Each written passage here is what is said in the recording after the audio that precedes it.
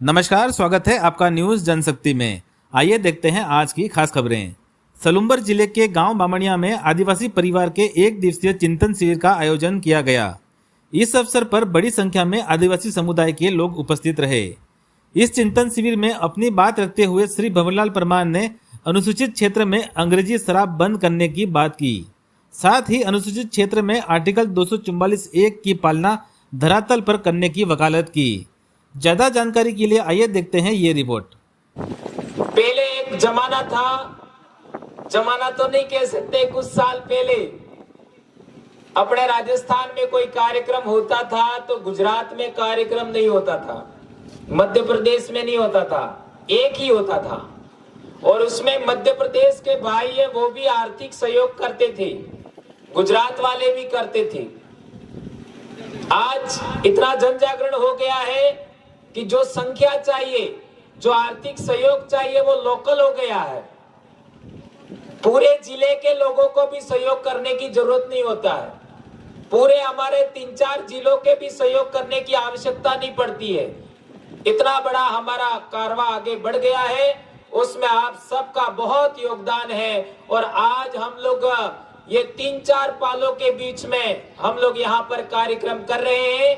यहाँ पर हमारा कार्यक्रम जो वार्षिक कार्यक्रम था आदिवासी परिवार स्थापना का, वो यहाँ पर कार्यक्रम करने का था, लेकिन थोड़ा सा दुर्घटना की वजह से हम इसको कर नहीं पाए, इसलिए हम लोग आज कार्यक्रम कर रहे हैं। तो आज ही के दिन एक दूसरा कार्यक्रम बांसवाड़ा में भी है, वो ट्रेनिंग का है, तो उसमें मुझे जाना है, इसलिए मैं थोड़ा पहले बोल रहा हूं। तो हमारे बहुत सारे वक्ता लोग हैं, वो आपको पिन पॉइंट जानकारी देंगे।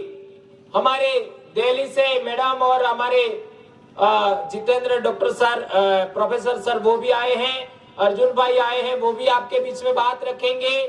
और हमारे बबीता मैम है और बहुत सारे भाई हमारे यहाँ पर बीच में आ रहे हैं। भाई गिरवा से अमित भी आ रहा है, अपना जितेश भी है और बहुत सारे वक्ता है। अभी आप देख लीजिए, थोड़ी देर पहले दीक्षा ने 2-5 बातें आपके बीच में रखी। ये छोटी उम्र के बच्चे पिन पॉइंट जानकारी अभी रख रहे हैं, और जब जो समाज के बीच में आर्टिकल 2441 के बारे में कई अधिकारी कर्मचारी भी नहीं जानते। आज हमारे छोटे छोटे बच्चे जो पढ़ रहे हैं वो बात ये जानकारी रख रहे हैं और बोल रहे हैं। ये आप सबकी मेहरबानी से हुआ है, आप सबके साथ सहयोग से हुआ है, ऐसा हम कहना चाहते हैं। दोस्तों, ये जो हम लोग आज जहां बैठे हैं, इस इलाके में हमारे पूर्वज राजा हुआ करते थे और हमारा अंतिम राजा था सोनारा भील। कौन कौन जानते हो?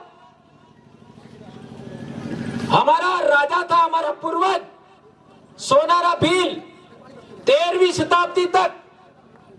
और 13वीं शताब्दी में सोनारा भील को हरा करके राठौड़ों ने इस इलाके के अंदर अपना राज कायम किया।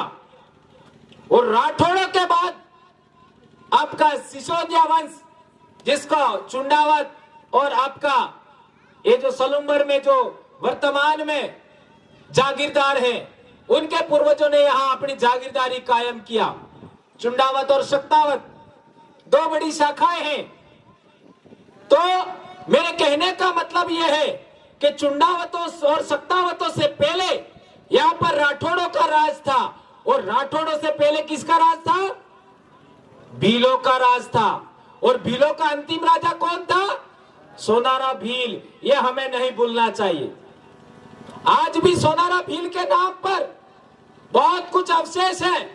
उनकी पत्नी के नाम पर आपका मंदिर भी बना हुआ है, और वहां पर हमारे दायमा परिवार के लोग हैं, आज भी सेवा पूजा का काम करते हैं, ये आप सब जानते हो। वहां पर कुछ 1-2 साल पहले की घटना है, वहां पर हमारे आदिवासी धर्म ध्वजा चढ़ाने को लेकर विवाद हुआ था, और कई लोगों ने हमारे समाज को गुमराह किया कि हमारा यह ध्वज है, हमारा यह ध्वज है। अरे हमारे समाज में धर्म ध्वजा, जिसको हम लोग नेजा बोलते हैं, लेसड़ी बोलते हैं, वो कौन सी है ये पहले तो समझो। पूरे आदिवासी बेल्ट में आपका मारवाड़ से लगा करके आपका अजमेर से लगा करके आपका बॉम्बे तक चले जाओ, गुजरात से लगा करके ये गोंड आदिवासियों के इलाके तक चले जाओ, आदिवासियों का धर्म ध्वजा, आपका नेजा, आपका लेसनी एक जैसी है, एक जैसी लेसनी, गोंड आदिवासियों की लेसनी और आपका रामा पीर की लेसनी भी एक जैसी है। इस बात को हमें समझना पड़ेगा। हमारे पूर्वजों की लेसनी के अंदर सूरज, चंद्रमा और तारावली होती है। ये देख लो, यहाँ कहीं ध्वजा लगी थी, यहाँ ऊपर है शायद, ये देख लीजिए। उसके अंदर सूर्य भी होता है और चंद्रमा भी होता है और तारावली भी होती है। और ये दो प्रकार का होता है, एक सफेद नेजा होता है, वो पुरुष का प्रतीक है, और लाल नेजा है, वो महिला का प्रतीक होता है। यह आदिवासियों की धर्म ध्वजा है। और एक महत्वपूर्ण बात, हमारे जहां पर भी कुआं खोदते हैं तो नया पानी आता है तो सबसे पहले हमारी कौन सा धर्म ध्वजा लगाते हैं? हरे रंग की लगाते हैं, इसके अलावा दूसरी नहीं लगाते। और ये क्यों है, ये बात हमें समझना पड़ेगा। इसलिए हम लोग कहते हैं कि आदिवासियों की 3 धर्म ध्वजा है, एक सफेद, एक लाल और एक हरी। इसके अलावा कोई धर्म ध्वजा हमारी नहीं है। इनको हमारे घरों पर नहीं फहराना है। इन 3 धर्म ध्वजा के अलावा हमारे घर पर कोई दूसरी धर्म ध्वजा नहीं फहरा सकते। और यह भी धर्म ध्वजा संत मावजी महाराज, संत गोविंद गुरु और आपका संत सुरमाल महाराज का जो विधान है, उसके अनुसार हमारी धर्म ध्वजा मोवटी में लगती है। जो हमारा दरवाजा होता है ना, इसके पास मोवटी में लगती है, इसके अलावा कहीं नहीं लगती। और आज कई गांडू फांडू लोग अपने घरों पर पार्टियों का नेजा लगाते हैं। अरे तुम्हारे बाप क्या लगाते थे? कुछ तो अक्ल रखो। तुम तुम्हारे माँ बाप के बच्चे हो कि नहीं हो, यह समझो पहले। यदि तुम तुम्हारे माँ बाप के बच्चे हो तो तुम तुम्हारे घर पर तुम्हारे नेजा कौन सा लगाते, धर्म ध्वजा कौन सा लगाते? जो हमारे बाप दादाओं का है वही लगाते। इसलिए इस बात को समझिए। और हम कहना चाहते हैं, आप लोग भी पालवी हो, मैं भी पालवी हो, और पालवी लोग किसी के गुलाम नहीं हो सकते। आप लोग किसी समाज का गुलाम नहीं हो सकते। हमें आजाद सोच रखनी है। हमारे बाप दादा किसी का गुलाम नहीं थे। हम राजाओं की संतान है। हमारे बाप दादा राजा थे, महाराजा थे, रानियां थी, उनकी औलाद है हम लोग। और आज लोग, तुम लोग संगठनों के गुलाम हो रहे हो, पार्टियों के गुलाम हो रहे हो, धर्म के गुलाम हो रहे हो। सभी के सभी धर्म बाहर के हैं। हमारा कोई धर्म है तो आदिवासी धर्म है। यह धर्म ध्वजा किसी दूसरे समाज के घर पे होती है क्या? या देख लो, दूसरे समाज के लोग हैं, ये धर्म ध्वजा उसके घर पर कभी नहीं लगाते। ये बात हमें समझना पड़ेगा। ये हमारे धर्म की निशानी है, आदिवासी धर्म की निशानी है। ये बात हमें समझना पड़ेगा। देश आजाद हुआ, इसके बाद 1950 में संविधान बना। उस जमाने के लोग भी हमारे बीच में होंगे। मेरा ताऊ जी, मेरा बाबा 1932 का जन्म है, अभी भी जिंदा है। आपके बीच में भी बहुत सारे बुजुर्ग बैठे हैं, वो देश आजाद होने से पहले का इनका जन्म है। मैं आप लोगों से सवाल करना चाहता हूं, सभी संगठन के आदिवासियों से सवाल करता हूं, सभी पार्टी के आदिवासियों से सवाल करता हूं, सभी धर्म मानने वाले आदिवासियों से सवाल करता हूं। मेरे सवाल का जवाब दीजिए कि 1950 में आदिवासी के पास जितनी जमीन थी, क्या आज उतनी जमीन है कि नहीं है? नहीं है। तो जमीन तो अजर अमर है, आसमान में उड़ गई क्या? है? कहां गई? देश आजाद होने से पहले अंग्रेज लोगों ने हमसे वन कानून बनाया,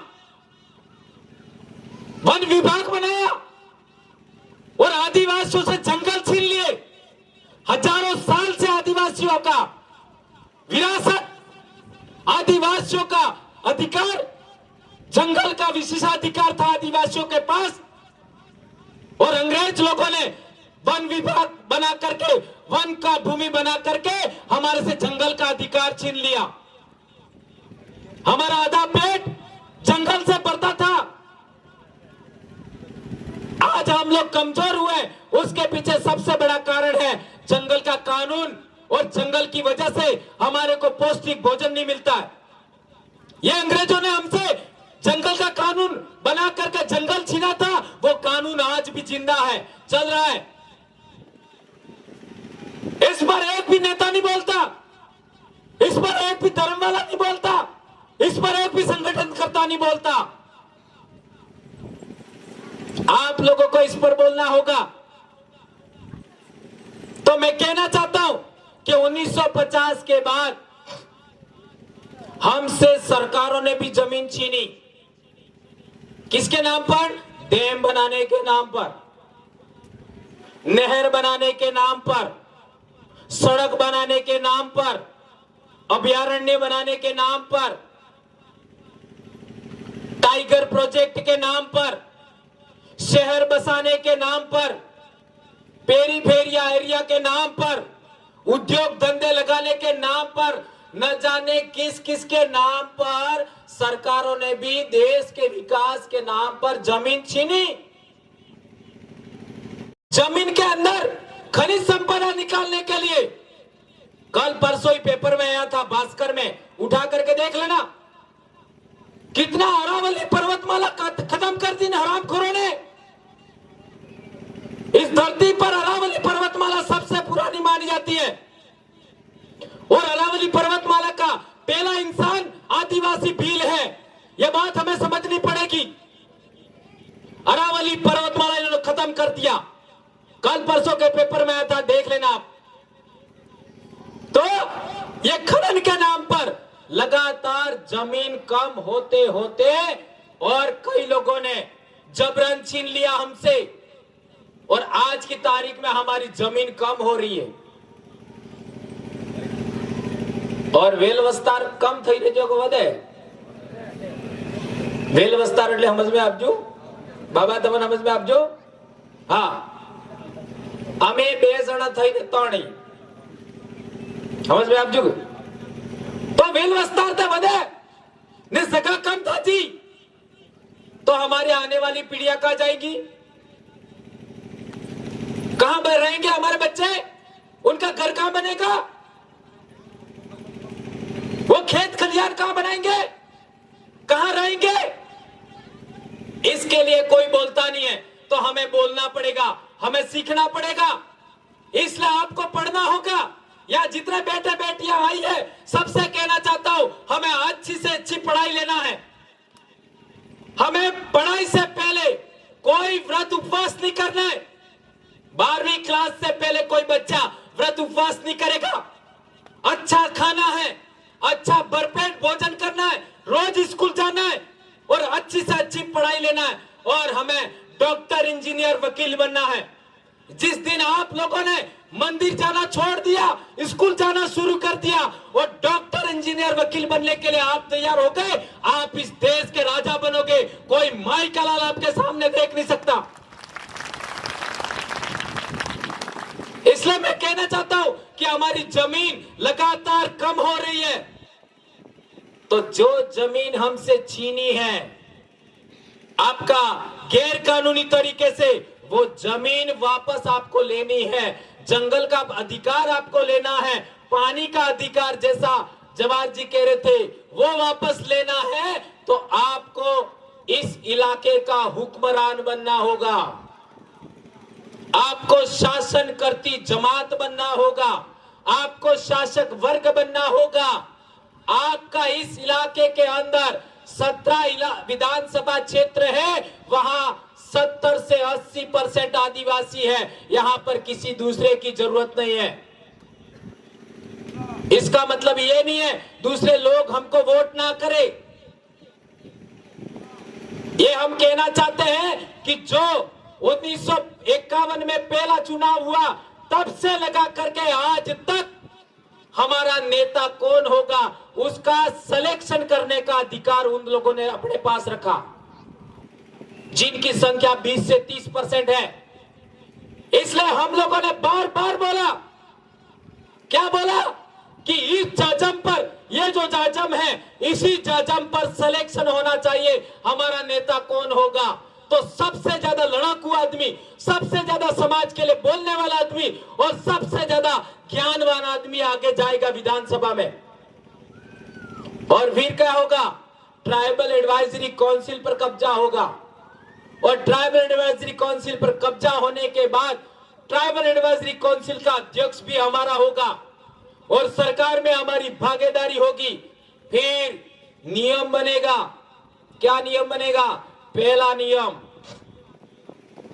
अनुसूचित क्षेत्र में, शेड्यूल्ड एरिया के अंदर, आदिवासी इलाके के अंदर 1 बोतल अंग्रेजी शराब की दुकान नहीं चलेगी, सभी दुकानें बंद, 1 बोतल भी दारू नहीं बिकेगी।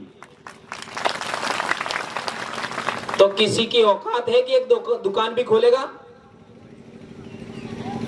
किसी की औकात है क्या? जेल में जाएगा। किसी की औकात नहीं है अंग्रेजी शराब की एक दुकान खोले। ये मैं क्यों कह रहा हूं? ये मैं इसलिए कह रहा हूं कि आदिवासियों की एकता के मार्ग में बाधा कोई है तो अंग्रेजी शराब है। ये जो चुनाव के माध्यम से इन नेताओं ने, चाहे सरपंच का चुनाव हो, चाहे एमएलए का हो, चाहे एमपी का हो, चाहे किसी का भी हो, घर घर दारू बेचते हैं और ये पी पी करके हमारा समाज बर्बाद हो गया। फिर आदमी औरत का झगड़ा, उसमें बच्चों की पढ़ाई बर्बाद हो जाती है, उनका स्वास्थ्य बिगड़ जाता है। इसलिए हम कहना चाहते हैं, पहला प्रस्ताव सरकार सुन ले हमारी बात। पहला प्रस्ताव शेड्यूल्ड एरिया के अंदर लागू होना चाहिए, ट्राइबल एडवाइजरी काउंसिल के माध्यम से वो पहला होना चाहिए। इस इलाके के अंदर अंग्रेजी शराब सदा के लिए समाप्त, एक भी दुकान नहीं होनी चाहिए। नंबर 1, क्या इस बात को आप मानते हो? कौन कौन मानते हो? अच्छा, आस्ते बाजी एक्टिव થઈ ગઈ। आज बात कोई भाई તમાર કે જો ને માદે તો હુવા દીવાનો, પોગ બાંધીને બેગ ઠોકી દીવાની, પણ વધારે નહીં વાવનો, એમ થોડોક इलाज કરવાનો હીકો, है ना? કેમ કે આ सब अर्धा अर्धा मारा सेला है, એટલે મારી વાત માને। 244 वन के तहत अधिसूचित है राष्ट्रपति द्वारा, इसको शेड्यूल्ड एरिया कहते हैं। और जो इलाका शेड्यूल्ड एरिया नहीं है, यानी उदयपुर से आगे का, उसको सिविल एरिया बोलते हैं। ये ध्यान रखो, हमारा इलाका शेड्यूल्ड एरिया है, वो सिविल एरिया है। और सिविल एरिया के अंदर आर्टिकल 15(4) और 16(4) के तहत आरक्षण होता है और ये इलाका अधिसूचित है 244 वन के तहत। इसलिए हम कहना चाहते हैं कि हमारे इलाके के अंदर आरक्षण, नौकरियों में आरक्षण अनुच्छेद 244 वन के तहत होना चाहिए। यदि ऐसा होता है तो थानेदार तुम्हारा होगा, एसडीएम तुम्हारा होगा, कलेक्टर तुम्हारा होगा, एसपी तुम्हारा होगा, सब तुम्हारा होगा। उसके बाद आपको पुलिस से डरने की जरूरत नहीं पड़ेगा। ये बात हमें समझाना चाहते हैं। और जो बात, ये 2 बातें भी नहीं माने, उनको हमें वोट देने की जरूरत नहीं है। पहले तो पूछो आरक्षण के बारे में क्या कहना चाहते हो, दारू के बारे में क्या कहना चाहते हो, जल जंगल जमीन के बारे में क्या कहना चाहते हो। हमारी तीसरी बड़ी मांग है कि शेड्यूल्ड एरिया के अंदर वन विभाग की जितनी जमीन है वो आदिवासियों को सौंपी जाए। उसके अंदर आदिवासी हैं, वो पेड़ पौधे लगाएंगे, चेक डैम बनाएंगे, फल जो भी लगाना वो लगाएंगे। ये हम कहना चाहते हैं। आज जब से आपका इन सरकारी नौकरों के हाथ में वन विभाग की जमीन है, तब से पेड़ पौधे खत्म हो गए, जीव जंतु खत्म हो गए, जंगल के अंदर पानी भी नहीं है। ये वो नहीं संभाल सकते। हजारों साल तक हमारे पूर्वजों ने जंगल को संभाला। इसलिए हम कहना चाहते हैं कि हमारे इलाके के अंदर शेड्यूल्ड एरिया के अंदर जो वन विभाग की जमीन है वो आदिवासियों के हवाले किया जाए। इसके अंदर वृक्षारोपण भी हम करेंगे, इसमें घर नहीं बनाएंगे, हम खेती बाड़ी नहीं करेंगे, केवल वृक्षारोपण करेंगे, केवल चेक डैम बनाएंगे, पानी की व्यवस्था करेंगे, जड़ी बूटियां लगाएंगे, अच्छी साग भाजी वाले बेले लगाएंगे और पर्यटन का विकास करेंगे। तो आधा पैसा तो हमको पर्यटन से मिलेगा। हमको अहमदाबाद जाने की जरूरत नहीं है, हमको सूरत जाने की जरूरत नहीं है, हमको उदयपुर काम करने की जाने की जरूरत नहीं है। हमको आधा पैसा, आधा पेट भरने लायक पैसा तो आपका पर्यटन से मिल जाएगा। ये बात समझना है। कितनी बातें हो गई? एक तो अंग्रेजी शराब वाली बंद, नंबर 2 आरक्षण आर्टिकल 2441 के तहत, और तीसरा फॉरेस्ट। ये 3 बातें, जंगल की जमीन वाला अधिकार हमारा, ये 3 बातें जो भी हमारी बात मानता है उसके अलावा किसी को वोट नहीं देना है। क्या आप इस बात से सहमत है? कौन कौन? सबका फोटो ले लो। वो नाम लग के लड़ा दीजिए लोग को। ये बात हमें ध्यान रखनी है। और एक इंपॉर्टेंट बात है कि हमारे इलाके के अंदर 2-3 बड़े संत हुए, संत मापजी महाराज, संत सुरमाल महाराज और संत गोविंद गुरु महाराज। ये अपना कहते हैं कि ये खरबर और पाल सरसिया के इलाके से ही संत सुरमाल महाराज के पूर्वज थे, ऐसा कहते हैं। उस इलाके के कोई साथी है क्या? आए क्या आसपास में? या आपका इलाका बिल्कुल पास में? वो हमारे पूर्वज थे, हमारे भील संत थे। संत मापजी महाराज ने भी दारू की बात किया, संत गोविंद आपका संत सुरमाल महाराज ने भी दारू की बात किया और संत गोविंद गुरु महाराज ने भी बात किया। और उस जमाने के अंदर जो भील आदिवासी थे वो को जात का खाते नहीं थे। को जात हो क्या बताओ? नहीं बताओ? आप भी पालवी हो, मैं भी पालवी हूं। हमारे इलाके में को जात के नहीं कहीं कांति भाई बताओ। बीजो आदमी, बीजा समाज नो आदमी, बीजा समाज ने आदमी नो आत्मो नहीं खावानो। तो तुम्हारे इलाका में वो હતો કે નહીં? तो है था। पालों के लोग पहली बात तो पाल की बेटी पाल में ब्याहते थे, पाल की बेटी गांव में ब्याहते नहीं थे। ये ध्यान रखो, गांव की बेटी पाल में लाई जा सकती है लेकिन पाल की बेटी पाल में ब्याहते थे क्योंकि बेटी की रक्षा जरूरी है, ऐसा हमारे पूर्वज मानते थे। और पालवी लोग किसी भी गैर आदिवासी के हाथ का बना हुआ भोजन नहीं खाते थे। और आज है काल परसों उदयपुर में साठी खावा गया था ने,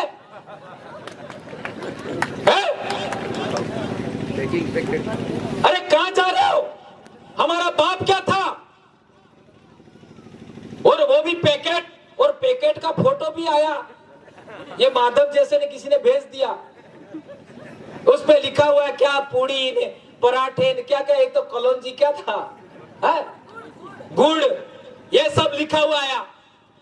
अरे हमारे बाप दूसरों का बनाया हुआ भोजन नहीं खाते थे, तो तुम हमारे बाप दादाओं की संतान हो कि नहीं हो? यदि हो तो आप दूसरे के घर का बना हुआ भोजन नहीं खा सकते। ये हमारे बाप दादाओं का रिवाज था, ये परंपरा था, उसे हमें जारी रखना होगा। और हमारे भगत लोग थे कई सारे, आज संत सुरमाल महाराज के कई भगत है, वो इनके साथ ज्यादा है। गोविंद गुरु महाराज के भगत भी हैं। उनसे कहना चाहता हूं, तुम एक जगत के घर का नहीं खाते हो, यानी आदिवासी के घर का नहीं खाते हो, और संत सुरमाल वाले तो गोविंद गुरु वाले भगत के घर का भी नहीं खाते हैं। नहीं तुम वहां गैर आदिवासियों का हाथ का चाट रहे हो, खा रहे हो। अरे शर्म करो, शर्म। तुम्हारे बाप की सोच क्या थी और तुम क्या कर रहे हो? ये सोचने समझने की जरूरत है। यदि भगत हो तो भगत के तरीके से रहो, दूसरे के घर का चाटो मत, खाओ मत। और आप लोगों से भी कहना चाहता हूं, आज के बाद हमारे समाज की होटल होगी, हमारे समाज की दुकान होगी, वही खाना खाना, दूसरी की जगह नहीं। बराबर है? ऐसा करोगे? ऐसा करोगे तो क्या फायदा होगा? सबसे बड़ा फायदा होगा, हमारे भाई की दुकान चल देगी और ज्यादा दुकानें लगेगी। एक दुकान किसी कस्बे में है तो 2 लगेगी, 2 है तो 4 लगेगी। उदयपुर में बहुत सारी हमारे भाइयों की है। तो आदिवासी अर्थव्यवस्था भी विकसित करनी है, आदिवासी डिश, आदिवासी किचन और आदिवासी फूड का भी हमें डेवलपमेंट करना है। यह आदिवासी परिवार कोई 1-2 काम के लिए नहीं है, हजारों काम। हम आने वाले समय में हमारे बच्चों का ब्यूटी कॉन्टेस्ट भी करेंगे, ट्राइबल गेम्स भी होंगे, ट्राइबल फूड भी होगा, बहुत सारी चीजें हम लोग लाने वाले हैं। इसलिए हम लोग कहना चाहते हैं, पहले आदत सुधारिए। हम लोग किसी दूसरे के होटल पर खाना नहीं खाएंगे, लेकिन कहीं बाहर चले गए तब क्या करेंगे? तब का तब सोचेंगे। अभी हमारे गांव के आसपास, अभी हमारे शहर के आसपास, अभी हमारे जिले के आसपास हमारी बहुत सारी दुकानें, वहां खाइए, यह मैं कहना चाहता हूं। और दूसरी बात, ऐसा दुकानों में भी करना चाहिए, ऐसा दुकानों में भी करना चाहिए। यदि हम लोग ऐसा करते हैं तो हमारे बहुत सारा लोगों का फायदा हो सकता है। हमारे इलाके के अंदर दूसरे लोग दारू बेच करके, आपका कपड़े बेच करके, जूते बेच करके माला माल हो गए, और माला माल होने के बाद हमारी जमीन खरीदते हैं। इससे अच्छा है हमारे भाइयों को ताकतवर बनाओ, ये बात हम कहना चाहते हैं। एक और चीज, हमारे इलाके के अंदर, हमारे इलाके के अंदर जो 5वीं अनुसूची का इलाका है, अनुच्छेद 244 वन का इलाका है, उसके बारे में बबीता जी 2-5 बातें बताएंगे। लेकिन मैं थोड़ा सा आप लोगों के बीच में बताना चाहता हूं कि आदिवासी की जमीन गैर आदिवासी खरीद सकता है क्या? है? ये सवाल, कहां गई दीक्षा? खड़ा बेटा। अब जहां पर भी बोलो तो यही पहला सवाल पूछने का। क्या सवाल पूछना? कि आदिवासी की जमीन कोई गैर आदिवासी खरीद सकता है क्या? यह सवाल पूछो पहले। दूसरा सवाल, आदिवासी इलाके के अंदर आदिवासी की जमीन गैर आदिवासी नहीं खरीद सकता, लेकिन गैर आदिवासी की भी जमीन कोई दूसरा खरीद सकता है? नहीं खरीद सकता। ये 2 सवाल आपको पूछने, बैठ जाओ। तीसरी बड़ी बात, ये कहां लिखा हुआ है? तो आप बताइए, संविधान कहता है, 5वीं अनुसूची कहती है, अनुच्छेद 244 वन कहता है कि आदिवासी इलाके के अंदर सारी जमीन का मालिक आदिवासी है, आदिवासी के अलावा कोई नहीं है। ये बात हमें कहना होगा। ये सुप्रीम कोर्ट के जजमेंट भी कहते हैं। ये बात हमको आज तक किसी स्कूल में नहीं पढ़ाई, ये बात हमको आज तक किसी नेता ने नहीं बताया, सरकार ने नहीं पढ़ाया, हमको किसी अधिकारी कर्मचारी ने नहीं पढ़ाया। और हम हमारे जैसे लोग पढ़ाते हैं तो यही लोग हमारे ऊपर केस करवाते हैं, हम लोगों को परेशान करते हैं।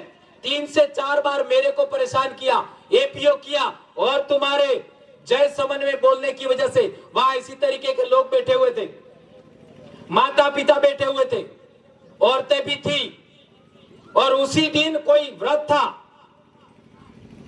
तो मेरे से पहले टीडी के एक मार साहब ने बोला, और वहां के जो संचालन करता थे और भाई थे, उन्होंने कहा कि अपने पास इतनी महिलाएं हैं, उनको उन्होंने कहा, मार साहब ने, वही बात आप दोहरा दो तो इतनी महिलाओं को समझ में आएगा। और वो महिलाएं सबकी सहमति से अपन ने बात रखा। तो इन हरामखोरों ने मेरे को ऊपर केस भी कर दिया। लेकिन मैंने भी कह दिया, ये केस जैसे जैसे आगे बढ़ेगा, तुम्हारे धर्मशास्त्र है वो उठा कर रखूंगा, उसमें और ज्यादा गंदी बातें लिखी हुई है, और ज्यादा गंदी बातें, अनाप शनाप लिखा हुआ है। और भंवरलाल परमार को अभी आप समझे नहीं हो, जैसे जैसे ये बातें आगे बढ़ेगी आपको भी अकल ठिकाने आ जाएगी, हम कहना चाहते हैं सभी नेताओं को। और आदिवासी परिवार को कोई माई का लाल रोक नहीं सकता। अब हजारों की संख्या में नौजवान बच्चे तैयार हो गए हैं और मेरे को बोलने की जरूरत भी नहीं, अब इतने सारे लोग तैयार हो गए। और अभी तो पूरे देश के, आज जाट समाज के लोग अभी परसों तरसों मिलने के लिए आ रहे, गुर्जर समाज के लोग तो मिल ही रहे, ये अपने मीणा भाई तो अपने साथ आ ही रहे, माइनॉरिटी समाज के लोग अपने साथ आ रहे, और अब तो राजपूत समाज के लोगों ने भी कहना शुरू कर दिया है कि हम भी हिंदू नहीं है। क्या आपको बताएगा? ये आपको बताएगा?